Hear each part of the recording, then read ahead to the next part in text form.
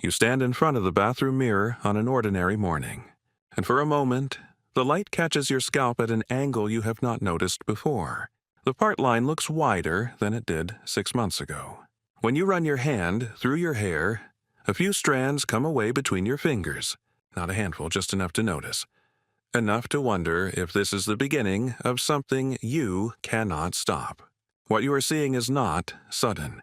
It has been happening quietly for years beneath the surface, in a place you cannot reach with shampoo or vitamins, or any of the expensive serums lining the shelves at the pharmacy.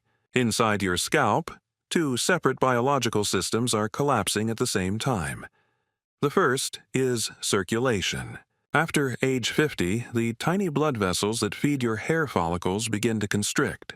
The capillaries narrow, oxygen delivery drops, and the cells at the base of each follicle, the dermal papilla, the engine of hair growth, start to suffocate. They do not die immediately. Instead, they enter a kind of survival mode, producing thinner, shorter, weaker strands. Hair that used to grow thick and dark now emerges as fine, colorless fuzz. The second collapse is hormonal. An enzyme called 5-alpha reductase begins converting more of your testosterone into a more potent hormone called dihydrotestosterone, or DHT. DHT binds to receptors inside your hair follicles and triggers a process called miniaturization. The growth phase shortens. The hair shaft shrinks. The follicle itself becomes smaller with each cycle until eventually it produces nothing visible at all. Most people assume their hair is dying, but it is not dead. It is starving. And for decades, the beauty industry has sold you solutions that never reach the problem. Serums with molecules too large to penetrate the scalp barrier. Heavy oils that clog pores and feed the yeast that inflames your skin. Supplements that circulate through your bloodstream but never concentrate where they are needed most. Yet in 2002, a small clinical trial in Baghdad tested something different. Not a pharmaceutical, not a patented formula. Crude onion juice, applied directly to the scalp twice a day for 2 months. The results were published in the Journal of Dermatology. Out of 23 patients treated with onion juice, 20 showed visible hair regrowth within 6 weeks. That is an 87% response rate. The control group, treated with tap water, saw regrowth in only 2 out of 15 patients. The difference was not subtle. It was dramatic. And yet, more than 2 decades later, most dermatologists have never heard of this study. No pharmaceutical company funded a follow-up trial. No major research institution attempted to replicate the results at scale. The study exists in the medical literature, cited occasionally but largely forgotten, because there is no patent on onion juice. No way to standardize it, bottle it, and sell it for $200 a month. What the study revealed, however, was not a miracle. It was a mechanism. Onions contain high concentrations of quercetin, a flavonoid that inhibits the 5-alpha reductase enzyme, the same enzyme that converts testosterone into DHT. They also contain sulfur compounds that stimulate collagen production and improve blood flow to the scalp. In other words, onion juice was not feeding the hair. It was changing the environment in which the hair was trying to grow. And that distinction matters. Because if the problem is not the hair itself, but the biological collapse happening beneath it, then the solution is not a serum that coats the surface. The solution is something that penetrates deeply enough to restore what has been lost. Blood flow, oxygen, the ability to block the hormone that is slowly strangling your follicles from the inside. This is not the only study. In 2015, researchers in Iran compared rosemary oil to 2% minoxidil, the active ingredient in most over-the-counter hair loss treatments. After 6 months, both groups showed similar increases in hair count. The rosemary oil group reported significantly less scalp irritation. In 2014, a study in South Korea tested peppermint oil on mice and found that it increased hair growth by 92% in 4 weeks. Minoxidil in the same study increased growth by 55%. These are small studies. They involve dozens of participants, not thousands. They have not been replicated by large pharmaceutical trials, but they point to something consistent. Certain plant compounds can penetrate the scalp, alter the hormonal environment, and stimulate the biological processes that hair follicles depend on to survive. The question is not whether these compounds work. The question is why so few people know they exist, and whether the hair you thought was gone might still be waiting beneath the surface, dormant but not dead, ready to grow again if the conditions are right. To understand why most hair loss treatments fail, you need to understand what is actually happening inside the scalp when hair begins to thin. The process begins with circulation, and it happens so gradually that most people never notice until the damage is already visible. Your scalp contains thousands of tiny blood vessels called capillaries, each one delivering oxygen and nutrients to the base of a hair follicle. At the bottom of each follicle sits a structure called the dermal papilla, a cluster of specialized cells that acts as the command center for hair growth. When the dermal papilla receives adequate blood flow, it signals the follicle to produce new cells, which stack together to form the hair shaft. This process continues for years during what is called the anagen phase, the active growth period that determines how long and thick your hair can become. But after age 50, the capillaries that feed these follicles begin to narrow. The exact mechanisms are still being studied, but research published in recent years shows that aging reduces microvascular density in the scalp, meaning fewer blood vessels remain functional over time. As circulation declines, the dermal papilla receives less oxygen and fewer nutrients. It does not shut down immediately, but it does shift into a kind of conservation mode. Instead of producing thick, pigmented terminal hairs, the follicle begins producing vellus hairs, thin, short, colorless strands that barely emerge from the scalp. This is not hair loss in the traditional sense. The follicle is still alive and still producing hair, but the hair it produces is so fine and so short that it becomes nearly invisible. Dermatologists call this process follicular miniaturization, and it is the primary mechanism behind androgenetic alopecia, the most common form of hair thinning in both men and women. At the same time, a second process is unfolding at the hormonal level. Inside your body, an enzyme called 5-alpha reductase is constantly converting a portion of your testosterone into dihydrotestosterone, or DHT. This is a normal process that occurs in everyone, but the amount of DHT produced increases with age, and certain individuals are genetically predisposed to produce more of it. DHT is a far more potent androgen than testosterone, and when it binds to androgen receptors inside hair follicles, it triggers a cascade of changes that accelerate miniaturization. DHT shortens the anagen phase, meaning the follicle spends less time growing hair and more time resting. It also causes inflammation around the follicle, which further restricts blood flow and nutrient delivery.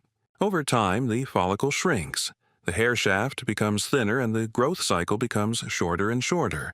Eventually, the follicle may stop producing visible hair altogether, though it often remains alive beneath the surface, dormant but not dead. This creates a double trap. Reduced blood flow starves the follicle of the resources it needs to function, while rising DHT levels actively attack the follicle's ability to grow. Most commercial hair treatments address only one side of this problem if they address it at all. Topical serums often contain large molecules that cannot penetrate deeply enough to reach the dermal papilla. Heavy oils like olive oil or coconut oil, when applied directly to the scalp, can clog pores and create an environment that feeds malassezia, a yeast that lives on the scalp and thrives in oily conditions.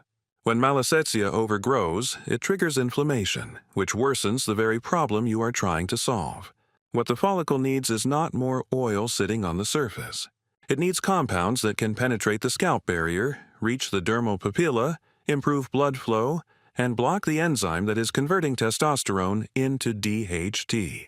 And that is exactly what certain plant oils appear to do, not through marketing claims, but through measurable biological mechanisms that have been documented in peer-reviewed research. In 2015, a team of researchers at the University of Medical Sciences in Iran designed a study to test whether rosemary oil could compete with minoxidil, the active ingredient in most over-the-counter hair loss treatments. The trial was small, but carefully controlled. 100 patients with androgenetic alopecia were randomly divided into two groups. The first group applied rosemary oil to their scalps twice daily. The second group applied 2% minoxidil, the standard concentration used in most commercial products. Both groups followed the same application schedule for 6 months, and neither group knew which treatment they were receiving. After 3 months, researchers measured hair count in a designated area of each participant's scalp. There was no significant difference between the two groups. Both showed minimal change. But after 6 months, the results shifted. Both the rosemary oil group and the minoxidil group showed measurable increases in hair count, and the difference between them was not statistically significant. In other words, rosemary oil performed as well as the pharmaceutical. There was one notable difference in side effects. The minoxidil group reported significantly more scalp itching, a common complaint among people who use the drug long-term. The rosemary oil group experienced far less irritation. The study was published in the journal SKINmed, and the researchers proposed a mechanism to explain the results. Rosemary oil contains compounds that improve microcapillary perfusion, meaning it helps dilate the small blood vessels in the scalp and increase blood flow to the hair follicles. This addresses 1/2 of the biological collapse we discussed earlier. It does not add nutrients directly, but it restores the circulation needed to deliver oxygen and nutrients to the dermal papilla. There is also evidence, though less direct, that certain compounds in rosemary oil may inhibit 5-alpha reductase, the enzyme that converts testosterone into DHT. If true, this would address the second half of the problem as well. The study had limitations. It involved only 50 participants per group, and it has not been replicated at a larger scale in the 11 years since publication. No pharmaceutical company has funded a follow-up trial. Likely because rosemary oil cannot be patented, but the methodology was sound, the results were peer-reviewed, and the mechanism is biologically plausible. What this study demonstrated is that a plant extract, applied topically and consistently over several months, can produce results comparable to a drug that has been approved and marketed for decades.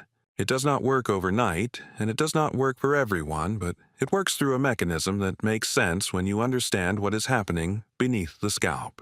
1 year before the rosemary oil trial in Iran, researchers in South Korea published a study that produced even more striking results, though with an important caveat.